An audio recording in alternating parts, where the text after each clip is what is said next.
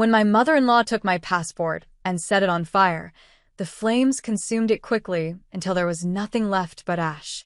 Now I couldn't go on my vacation to St. Bert's Island. What? I gasped in shock. You're kidding, right? But they weren't. My mother-in-law and my husband both stood there, grinning at me with a twisted sense of satisfaction. They had planned this all along, and now I was stuck. The weight of their betrayal hit me like a wave. I stared at them, horrified, as they chuckled at my misery. Well, I muttered, trying to keep my cool. I had suspected something might go wrong. But this was beyond my worst fears. They were celebrating my defeat like it was some kind of victory. Alone, 27 years old, I thought to myself, reminding myself of who I was. I had always been independent and strong. I studied linguistics in university and had spent the last few years expanding my knowledge of languages and cultures, traveling the world, and sharing my experiences. I worked with an international organization that sent me abroad for months at a time, doing various activities and contributing to global projects. I'd never imagined myself getting married, especially with a career that took me away so often. But when I was 24, I met Riker. He was kind and patient, or so I thought at the time. Despite my constant travels, we made it work through phone calls and emails. After 2 years, we tied the knot when I was 26. But even then, I still spent half the year abroad, and we were often apart. Still, I had been grateful that he accepted my lifestyle. Today, I was coming back home after 5 long months away. I was exhausted from the flight, but my heart was light as I looked forward to seeing Riker. I couldn't wait to be with him again. As soon as I got home, though, I noticed the apartment was a mess. It was always messy when I came back, but I usually let it go. Today, I didn't care. I just wanted to be with him again. I was cooking dinner when I heard the front door open. Riker walked into the living room, and I rushed to greet him. Riker, welcome home. It's so good to see you. Oh, hey, Aloan, he responded casually, barely looking at me. You're home. His lackluster response threw me off. Wait, that's it? We haven't seen each other in 5 months, and that's all you can say? He shrugged. We've been living like this for a while. I'm used to it. What? I blinked, unable to believe what I was hearing. You could at least say you missed me. I'm tired, he muttered, brushing me off. Is dinner ready? Yeah, it's ready, I replied quietly, feeling a knot forming in my stomach. Something felt off. We sat down to eat together, but I couldn't shake the tension. It should have been a happy moment, our first meal together in months, but Riker kept glancing at his phone the entire time, barely talking to me. Why do you keep checking your phone? I asked, my voice strained. What's wrong with that? He replied, annoyed. Nothing's wrong, but I'm finally home. You've barely said a word to me, and you've been glued to your phone since you walked in. We've been communicating through texts and emails for months.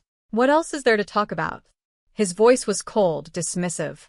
I couldn't believe what I was hearing. I had been so excited to see him, and this was how he was acting? My frustration was building, and I couldn't hold it back any longer. That's not the point, Riker. It's been 5 months. We haven't seen each other in person for that long, and now you're acting like this? He slammed his phone down on the table and stood up, glaring at me. You've been on a plane for hours. I've been working nonstop, and I'm tired. You don't get to talk to me like that. I stood up too, angry now. I got off a plane right after work. Don't act like I've had it easy. I didn't ask you to come home, he shot back, his voice filled with irritation. If you're going to be this annoying, maybe you shouldn't come back at all. His words hit me like a punch to the gut. Well, what did you just say? I stammered, feeling tears well up in my eyes. I'm tired, Aloan. You're just making things harder. With that, he stormed out of the room, leaving his dinner untouched on the table. I stood there in shock, unable to move. What had just happened? Why was he treating me this way? I had missed him so much, and all I wanted was to be close to him again. But instead, I was met with coldness and anger. Tears started rolling down my cheeks, dropping onto the table as I realized how miserable this reunion had become. The next morning, things hadn't improved. When I greeted Riker, he barely acknowledged me, giving me a cold stare instead. "I'm jealous of you," he said suddenly, his voice dripping with sarcasm. "You get to sit around and do nothing while I'm working my butt off every day." "That's not true," I replied, trying to stay calm. "I have work to do too, planning, organizing, preparing for the next project." "It's not as easy as you think," he snorted. "Yeah, but you get to do it from home half the year. I'd kill for a job like that." "You don't have to say it like that," I said, feeling defensive. "Whatever, princess," he muttered. "I'm off to work." And with that, he walked out the door, leaving me standing there, speechless. We had argued before, sure, but never like this.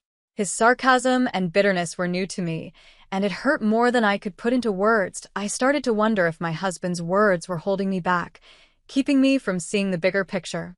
I was lost in thought, wondering what I could do to help fix the situation.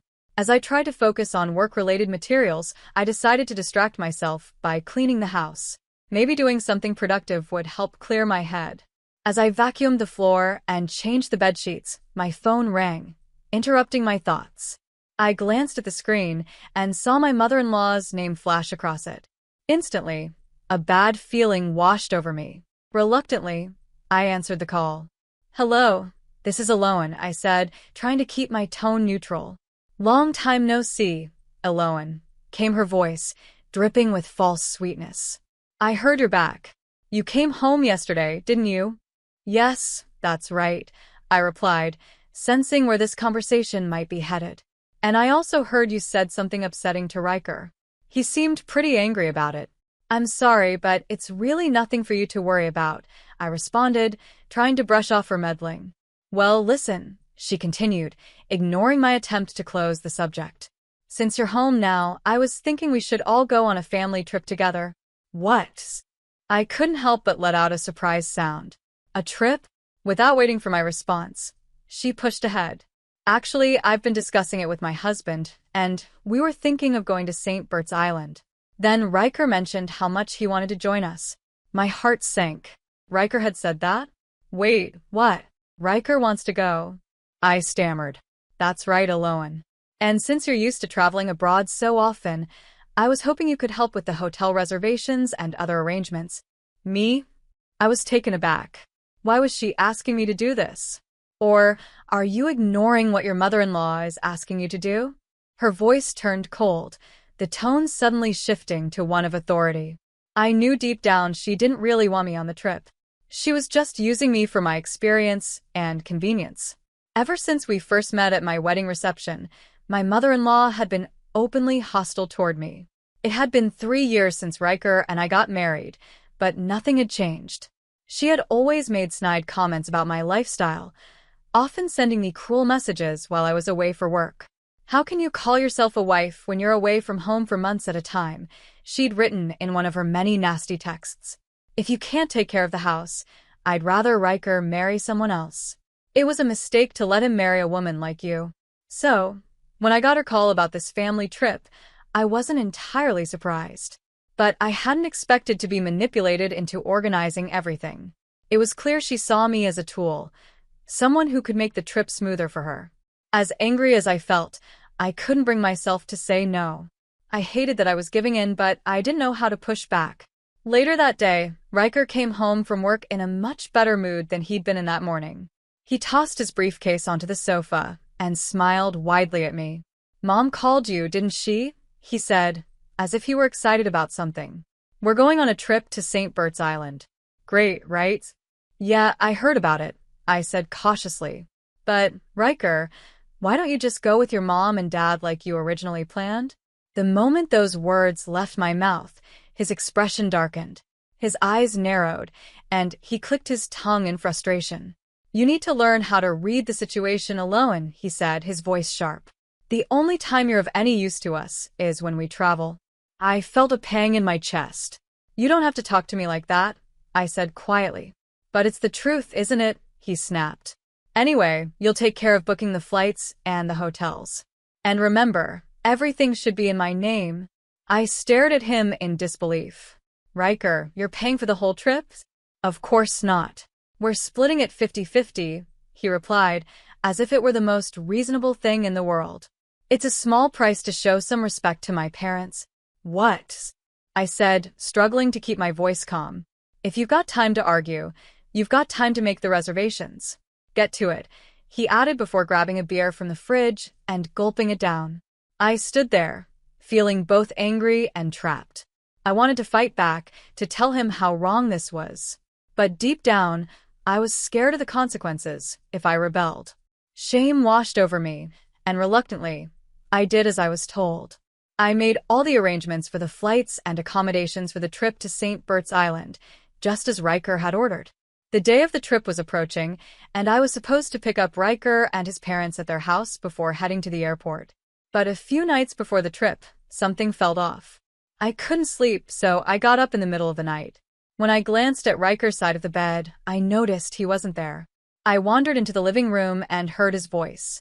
He was on the phone with someone. Oh, don't worry, everything's going as planned, he said quietly. Mom, just handle the passport thing, okay? And seriously, I'm really looking forward to this. I'll introduce her to you when I get back. I froze. Passport thing? I thought, confused. And who was he planning to introduce? My mind raced, trying to make sense of his words. He had mentioned Mom, so I was sure he was talking to my mother-in-law. But what was this about a passport? And introducing someone? There was something going on between Riker and his mother that I couldn't quite grasp. Whatever it was, it didn't feel right. And now I had a sinking feeling that the trip was part of something bigger, something they had planned together. What would they do to me if I went to their house? I didn't know all the details, but by this point, it was clear I couldn't trust anything happening around me.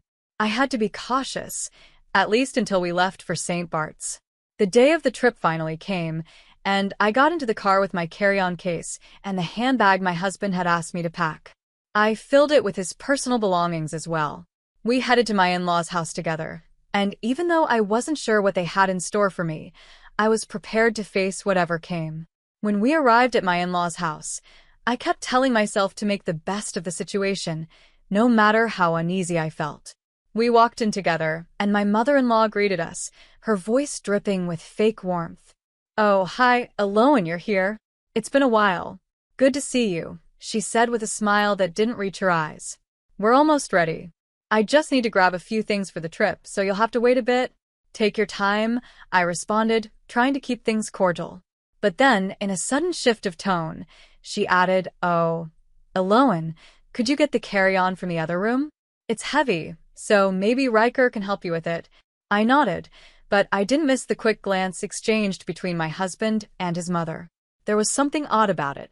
They were up to something, I could feel it. Just to be safe, I had my passport in my pocket. My gut was telling me not to trust anyone. At Riker's insistence, I carried the heavy case back into the living room.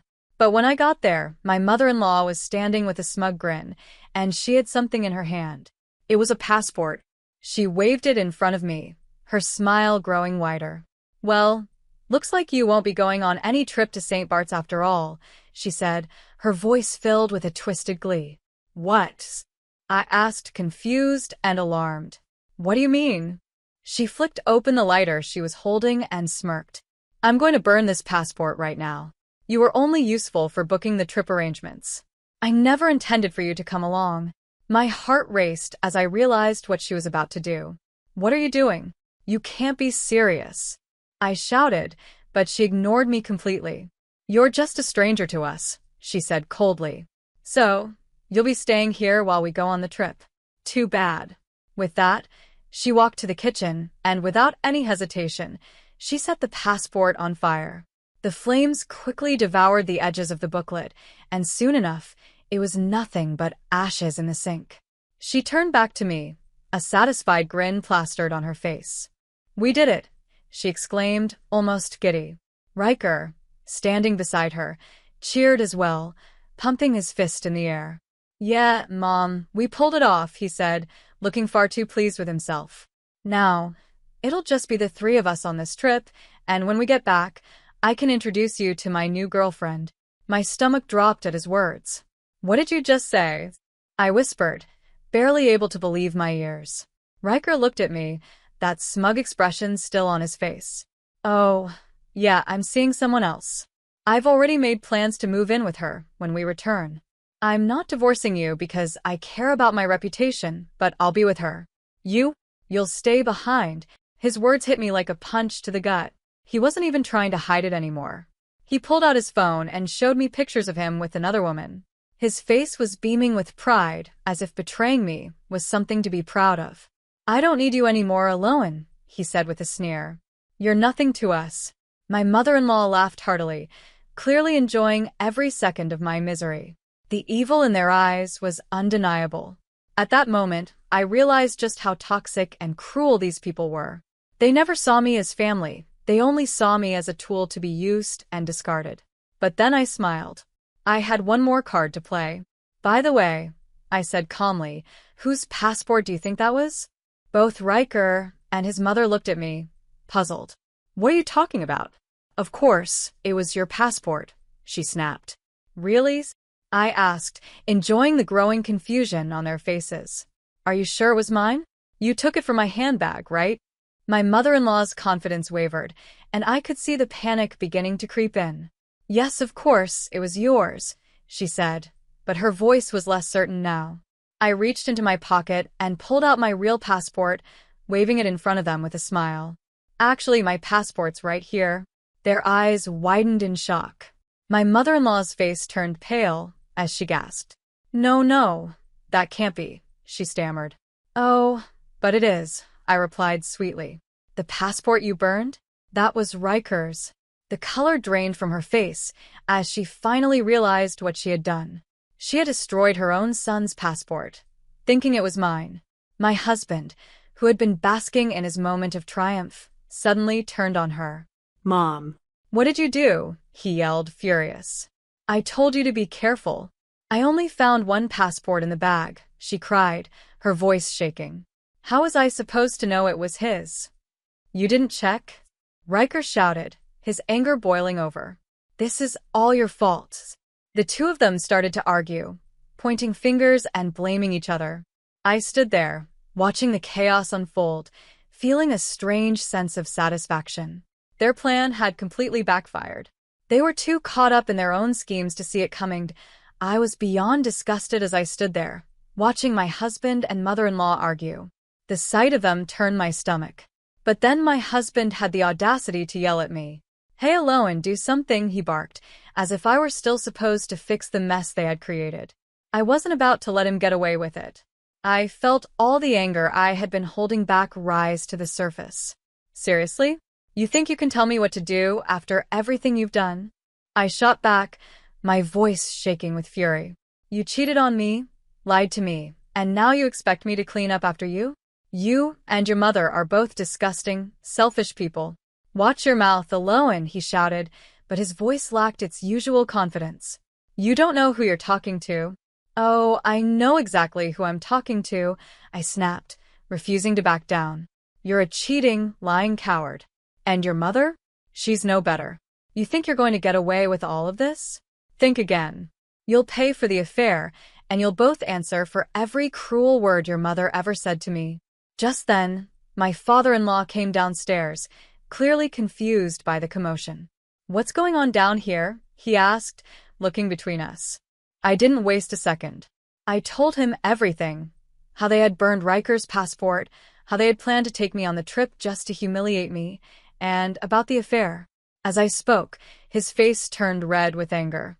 I can't believe this, he muttered, shaking his head. He turned to my mother-in-law, his voice filled with disgust. We're not going on this trip. It's over. The trip was officially canceled. My mother-in-law tried to protest, but it was too late. My father-in-law was livid, and nothing she said would change his mind. In the aftermath, things spiraled even further. He filed for divorce, cutting ties with her once and for all. As for Riker, he was disowned by his father, never allowed to come home again. I didn't stop there. I consulted a lawyer, and within weeks, I filed for divorce from Riker. I wasn't going to let him walk away without consequences. I demanded alimony from both him and his mother, given the emotional abuse and betrayal I had endured. Neither of them had the money to pay me up front, so they had to borrow heavily just to settle the debt. To make matters worse for Riker, he was also on the hook for the costs of canceling the entire St. Bart's trip. He and his mother were the kind of people who never saved money, so it didn't take long for them to feel the financial strain. They had to scrape together whatever they could, and now they barely made ends meet. I heard through the grapevine that the woman Riker had an affair with eventually dumped him too, leaving him alone with nothing but his mother's bitter company. As for me, I walked away from that nightmare with my head held high.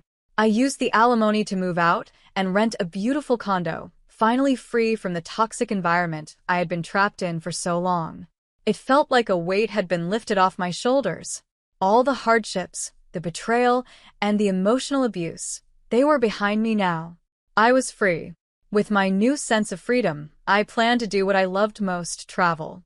I wanted to continue visiting different countries, immersing myself in their cultures, and sharing my experiences with the world. There was so much to explore, and for the first time in a long time, I felt genuinely excited about the future. Thank you for sticking with me through this journey. If you enjoyed this story, please subscribe to the channel and stay tuned for more content. See you in the next video.